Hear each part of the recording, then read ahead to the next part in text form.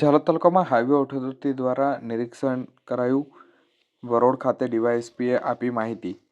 આ તારીખ 29/12/2025 સોમવારના રોજ બપોર 12 કલાક સુધીમાં ઝાલોદ તાલુકામાં નેશનલ હાઈવે ઓથોરિટી, ડીવાયએસપી, સ્થાનિક પોલીસ તેમજ જિલ્લા ટ્રાફિક પોલીસ અને આરટીઓના સંયુક્ત ટીમ દ્વારા હાઈવેનું સર્વે કરવામાં આવ્યું હતું. એક્સિડન્ટ ઝોન અને બ્લેક સ્પોટ સહિતની કામગીરીને લઈને સંયુક્ત ટીમ દ્વારા હાઈવે નિરીક્ષણ કરાયું હતું, જેમાં ઝાલોદ તાલુકાની ધાવડિયાથી મેરાખેડી સુધીનું જે રોડ નિરીક્ષણ કરાયું હતું, તેમજ લીંબડી મુકામે સાંઈબાબા મંદિર આગળ રોડ બિસ્માર હાલતમાં છે, તેને લઈને હાઈવે ઓથોરિટીને સવાલો કરાતા હાઈવે ઓથોરિટી દ્વારા ટૂંક સમયમાં આ રોડ સમારકામ કરવામાં આવશે તેવો જવાબ આપવામાં આવ્યો હતો. જો કે લીંબડી રોડ 20/7/2025ના રોજ કામગીરી શરૂ કરવામાં આવી હતી અને 20/8/2025ના રોજ માત્ર 1 મહિનાની અંદર જ જે રોડ બિસ્માર હાલતમાં થતા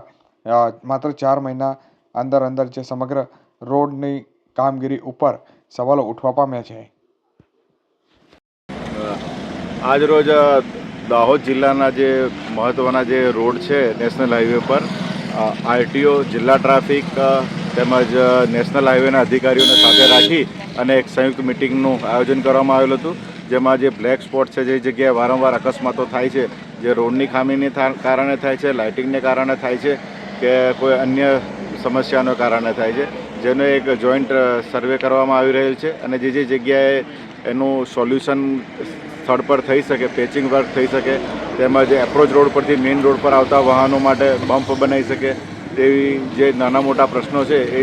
પ્રશ્નોની અંગે વિગતવારની ચર્ચા કરવામાં આવી.